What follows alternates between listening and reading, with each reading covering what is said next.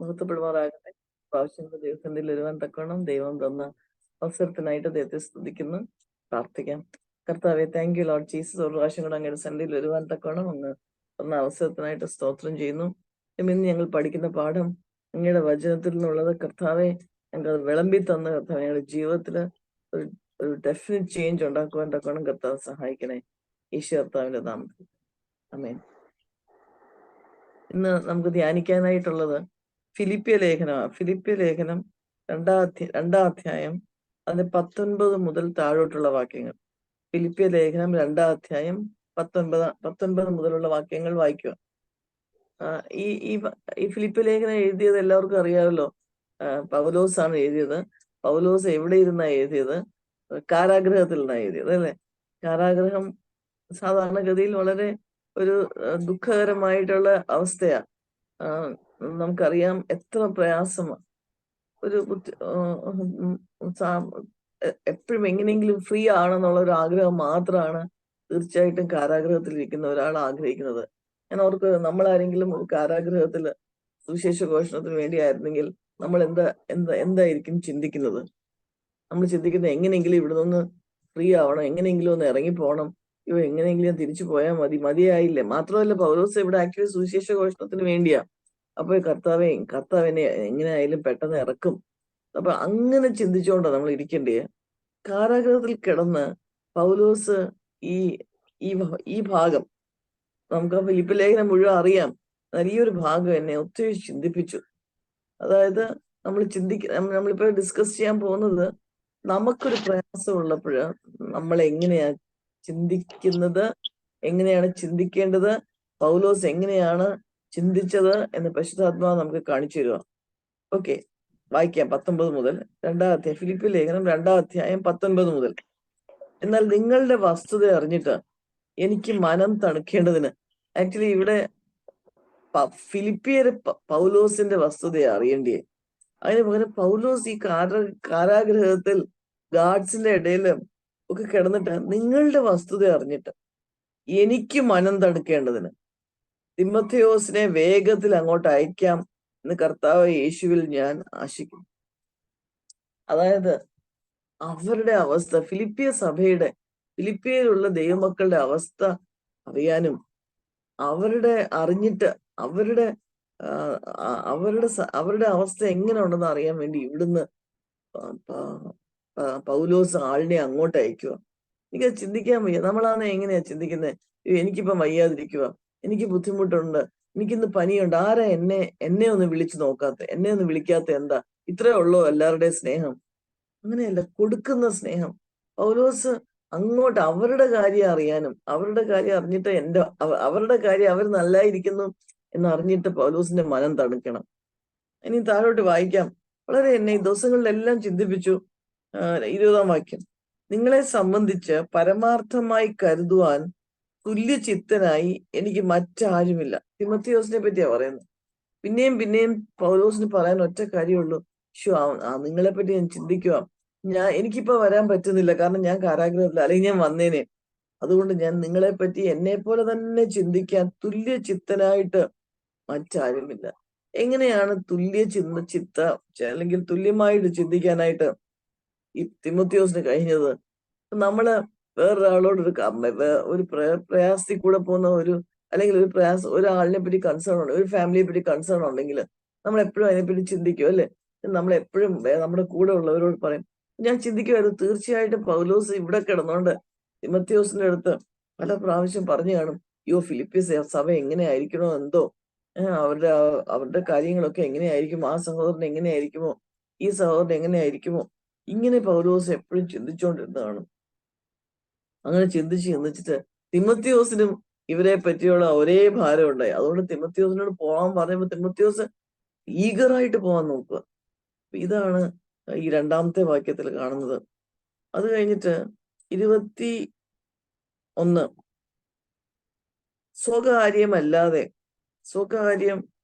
സ്വകാര്യം അത്ര എല്ലാവരും നോക്കുന്നു, അവനോ മകൻ അപ്പന് ചെയ്തതുപോലെ. ഞാൻ ഇത്രയും വായിച്ചപ്പോൾ ഞാൻ എന്തോ ചിന്തിച്ചെന്നറിയാമോ? മകൻ അപ്പന് ചെയ്യുന്നത് പോലെ എന്ന് പറഞ്ഞപ്പോൾ ഞാൻ ഓർത്തു, പൗലോസിന്റെ കാര്യമെല്ലാം നോക്കി കാണും. പൗലോസിന് കാരാഗൃഹത്തിൽ കിടന്ന് ദാഹിച്ചപ്പം വെള്ളം കൊടുത്തു കാണും, അല്ലെങ്കിൽ വിസിറ്റ് ചെയ്യാൻ വന്നപ്പോ എന്തെങ്കിലുമൊക്കെ ഹെൽപ്പ് ചെയ്ത് കാണുന്നു. പക്ഷെ ഇവിടെ എന്തോ ഇരിക്കുന്നേ, അവനോ മകൻ അപ്പന് ചെയ്തതുപോലെ എന്നോട് കൂടെ സുവിശേഷ ഘോഷണത്തിൽ സേവ ചെയ്തു എന്നുള്ള അവന്റെ സിദ്ധത നിങ്ങൾ അറിയുന്നുവല്ലോ. പൗലോസ് ചിന്തിക്കുന്ന അതൊന്നുമല്ല. മകൻ അപ്പന് എന്ന പോലെ ചെയ്ത എന്തുവാ? സുവിശേഷ വേലയാ. അപ്പം നമ്മുടെ മെയിൻ ചിന്താഗതി, നമ്മുടെ പാഷൻ, നമ്മൾ ചിന്തിക്കുന്നത് എന്തുവാ?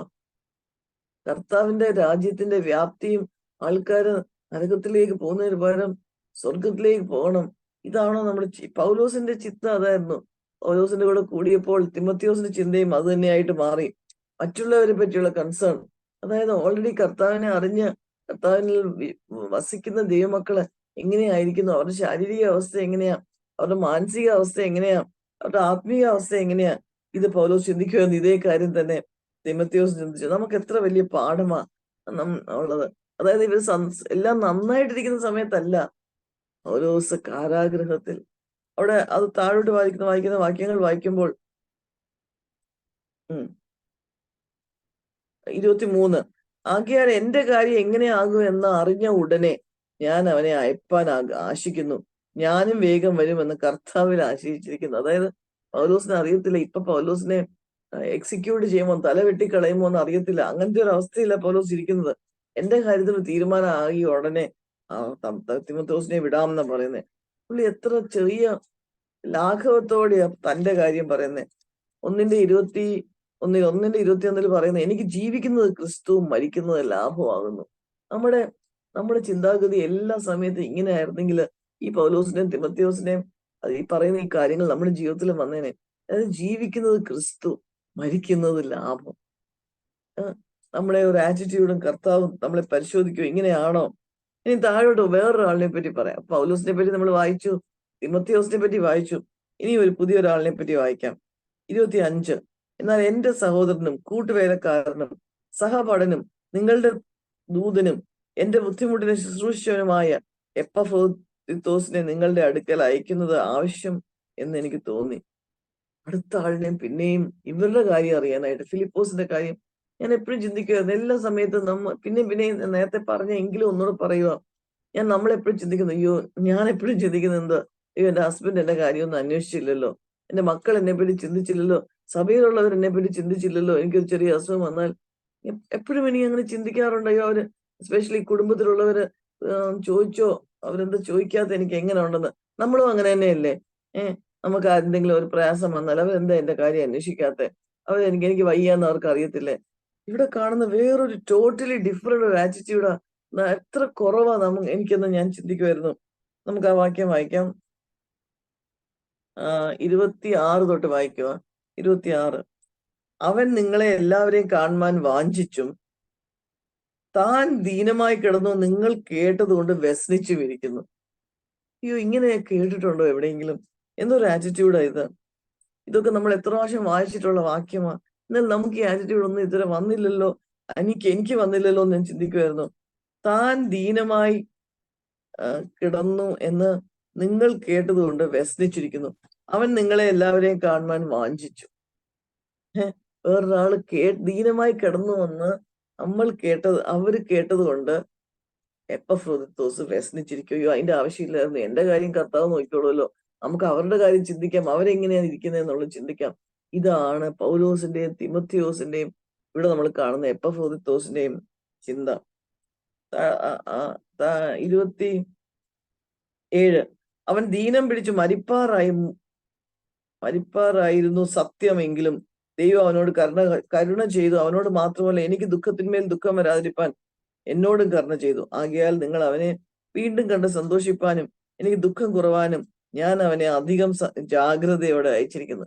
അപ്പൊ ഈ എപ്പഫ്രോദിത്തോസിന്റെ അസുഖം പെട്ടെന്ന് മിറാക്കുലസ് ആയിട്ടൊന്നും മാറിയില്ല. പൗലോസും കുറെ വിഷമിച്ചു, അയ്യോ ഇവൻ എന്താകും, മരിപ്പാറായ ഒരു ദീനമാണല്ലോ വന്നത്. എന്നാൽ ദൈവം അവനെ എങ്ങനെയാ സുഖമാക്കിയെന്ന് അറിയത്തില്ല. മിറാക്കുലസ് ആയിട്ടാണോ, സമയം എടുത്ത് മരുന്നൊക്കെ കഴിച്ചിട്ടാണോ നമുക്ക് അറിയത്തില്ല. ഇത് ഏത് വിധത്തിലായാലും കുറച്ച് പ്രയാസത്തിൽ കൂടി എപ്പഫ്രോദിത്തോസ് കടന്നുപോയി. നമുക്കും ജീവിതത്തിൽ പല പ്രയാസങ്ങൾ ഉണ്ടാകാം. നമ്മൾ കർത്താവിന് വേണ്ടി നിൽക്കുകയും മറ്റുള്ളവർക്ക് വേണ്ടി ചിന്തിക്കുകയും ഒക്കെ ചെയ്യുന്നവരാണെങ്കിൽ പോലും നമുക്കും ജീവിതത്തിൽ എപ്പഫ്രോദിത്തോസിന് വന്ന പോലത്തെ പ്രയാസങ്ങള് പൗലോസിന് വന്ന പോലത്തെ പ്രയാസങ്ങളൊക്കെ ഉണ്ടാകാം. എന്നാൽ എപ്പഫ്രോദിത്തോസിന് ഒരു ആറ്റിറ്റ്യൂഡ്, നിങ്ങൾ കേട്ടു ഞാൻ സുഖമില്ലാന്ന്. അയ്യോ, പ്രയാസം എങ്ങനെയാ അവരറിഞ്ഞത്? അവരറിയണ്ടായിരുന്നു. അവരുടെ കാര്യത്തെ പറ്റി നമുക്ക് ചിന്തിക്കാം. അത് കഴിഞ്ഞിട്ട് പൗലോസ് എന്തോ പറഞ്ഞു, ഞാൻ അവനെ അധികം ജാഗ്രതയോടെ അയച്ചിരിക്കുന്നു. ഞാൻ ഇവിടെ നിർത്തുക. കർത്താവിന്റെ ആറ്റിറ്റ്യൂഡ്, കർത്താവ് എന്തോ പറഞ്ഞേ. ഞാൻ എപ്പോഴും ഓർക്കും, കർത്താവ് ശമരിയ സ്ത്രീയോട് സംസാരിക്കുന്ന സമയത്ത് വളരെ വിശന്ന് അവിടെ പോയി ഇരിക്കുമായിരുന്നു, ആ കിണറിന്റെ അരികെ. അത് കഴിഞ്ഞിട്ട് ഞാൻ എത്ര ഉണർന്ന ഉന്മേഷത്തോടെ ആ സ്ത്രീയെ കർത്താവ് സ്വന്തം കർത്താവിലേക്ക് തന്നെ നയിച്ചത്. എത്ര നേരം സംഭാഷിച്ചു, എത്ര വലിയ കാര്യങ്ങൾ പറഞ്ഞു കൊടുത്തു. കർത്താവിന്റെ ആറ്റിറ്റ്യൂഡ് അത് തന്നെയല്ലേ പൗലോസിനും തിമോഥെയോസിനും അതുപോലെ തന്നെ ഇവിടെ എപ്പഫ്രോദിത്തോസിനും കാണുന്നത്. നമുക്ക് ഈ ദിവസങ്ങളിൽ ചിന്തിക്കാം, കർത്താവെ ഈ ആറ്റിറ്റ്യൂഡ്. ഫിലിപ്പിയ ലേഖനത്തില് പൗലോസ് കാരാഗ്രഹത്തിൽ കിടന്നത് എഴുതുമ്പോൾ മറ്റുള്ളവരെ പറ്റി മാത്രമാണ് എഴുതുന്നത്. 1-ാം അധ്യായത്തിൽ നമ്മൾ വായിച്ചു, എനിക്ക് സംഭവിച്ചത് സുവിശേഷത്തിന്റെ അഭിവൃദ്ധിക്കായിട്ട് വന്നു എന്ന്. നമുക്ക് മറ്റുള്ള സഹോദരങ്ങൾക്ക് വേണ്ടിയും നമ്മുടെ കുടുംബത്തിൽ തന്നെ ആയാൽ പോലും മറ്റുള്ളവർക്ക് വേണ്ടി ജീവിക്കാൻ, എന്റെ കാര്യം എല്ലാവരും എന്താ അന്വേഷിക്കാത്തതെന്നല്ല, തിരിച്ച് അവരുടെ കാര്യത്തിൽ ജാഗ്രതയോടെ, ആഗ്രഹത്തോടെ, വാഞ്ചയോടെ മറ്റുള്ളവരുടെ കാര്യം ചിന്തിക്കാൻ കർത്താവിന്റെ സ്വഭാവം നമ്മളിൽ വരുവാൻ കർത്താവ് നമ്മളെ സഹായിക്കട്ടെ. പ്രാർത്ഥിക്കാം. ആരെങ്കിലും ഒരാള് പ്രാർത്ഥിക്കാമോ?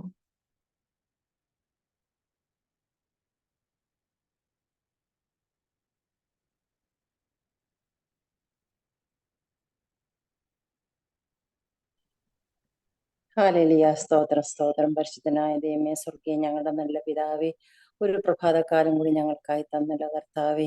നിന്റെ അരികിലിരിക്കുവാനും നിന്റെ വചനത്തിന്റെ മർമ്മങ്ങള് കർത്താവെ അത് ഞങ്ങൾ കേൾക്കുന്നവരായി മാത്രം തീരാതെ കർത്താവെ, ഓരോ ദിവസവും അത് ജീവിക്കുന്നവരാക്കി ഞങ്ങളെ മാറ്റണം കർത്താവെ.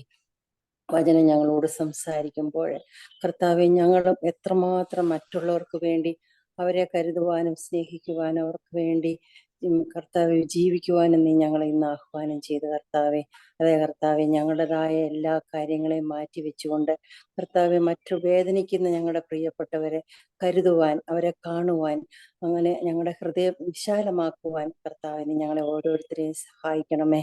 കർത്താവെ, ഞങ്ങളുടെ മുമ്പില് ഒത്തിരി പേരെ കാണിച്ചു തന്നു കർത്താവെ, പൗലോസിനെ പോലെ.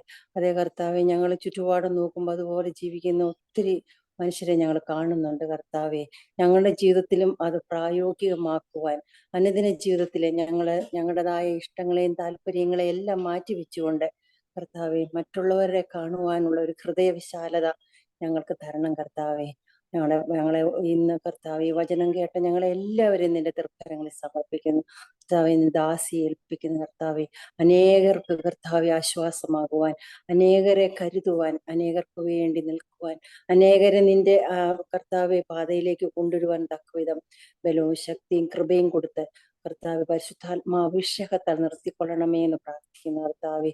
ഒരിക്കൽ കൂടി ഞങ്ങളെ എല്ലാവരെയും ഏൽപ്പിക്കുന്ന കർത്താവെ, കർത്താവെ നിന്റെ തിരുസാന്നിധ്യം ഞങ്ങളെ നിറയ്ക്കണമേ എന്ന് പ്രാർത്ഥിക്കുന്നു. പ്രാർത്ഥന അതിനെ കേട്ടതിനായി സ്തോത്രം, യേശുവിന്റെ നാമത്തിൽ തന്നെ. ആമേൻ. Praise the Lord.